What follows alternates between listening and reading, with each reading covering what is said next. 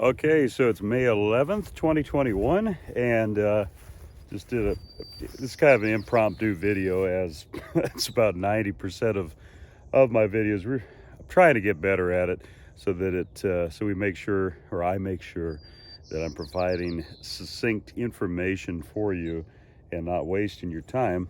But here's kind of a peek at, obviously, first thing I need to do is trim the grass. It's really important to keep the grass trimmed in front of your hives. Now, interestingly enough, sometimes you keep the grass trimmed, say a foot out or so. Tall grass can actually act like a little bit of a windbreak, especially considering that, these three colonies are right in the middle of our yard here. And interestingly enough, too, that's where the two hives that we overwintered stayed, these two here, and had no problem.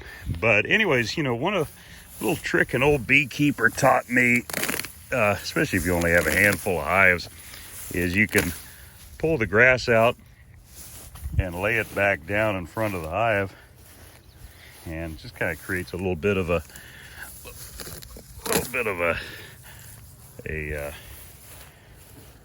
keeps the grass from growing back as quick, especially if you have a lot of grass. You can just put it and lay it in front of there. Anyways, okay, so really the big thing that we're wanting to check for, this one had a queen cell that was actually hatching when we checked it, and so we put her back in there. It'll be interesting we'll dig into that a little bit later, a couple of days, and see how they're doing, whether she was able to mate and start laying properly. Here again, just big old slug. Don't want to squeeze that. That would just mess up my manicure that I got. And no, I didn't just get a manicure, even though I do enjoy them, I have to admit.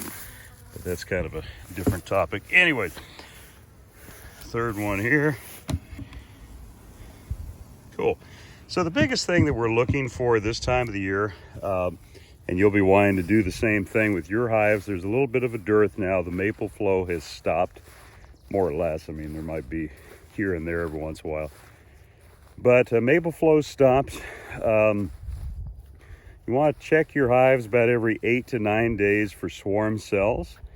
The reason for that number is that by the 10th day, they usually will have it capped, and then you're just risking missing those swarm cells. So you want to be checking those every 8 to 9 days, your bees, for swarm cells.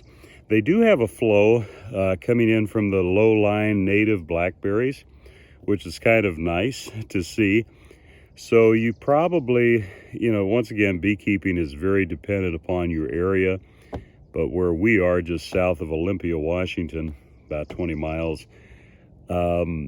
we're easing off on any supplemental feeding. There's a couple of yards that we have that just, I'm not too happy with them. They just seem to be in an area, the first time we've had our bees there, they just seem to be in an area where there's not a lot of natural foraging this time of the year. So we'll see how they do later on, but we did have to go and do a round of feed there a few days ago.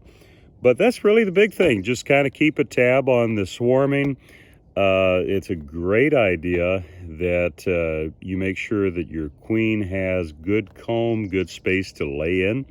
That can continue to help bolster your hive's numbers.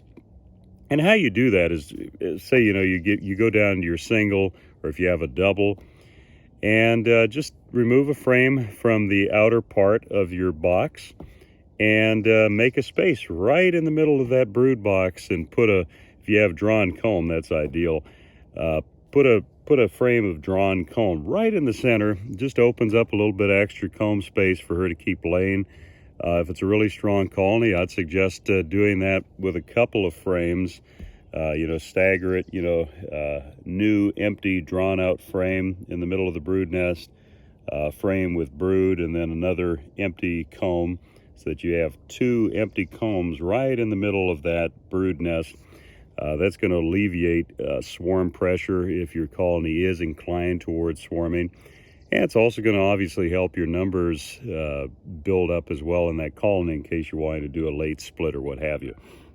Once again, I want to reiterate that beekeeping, there is a multitude of different management styles and ways that you can do things.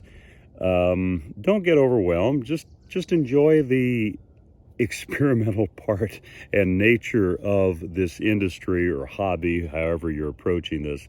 The learning never stops, and the more I'm involved in this industry, the more that I'm very much aware of that. So just enjoy the journey. Don't get overwhelmed.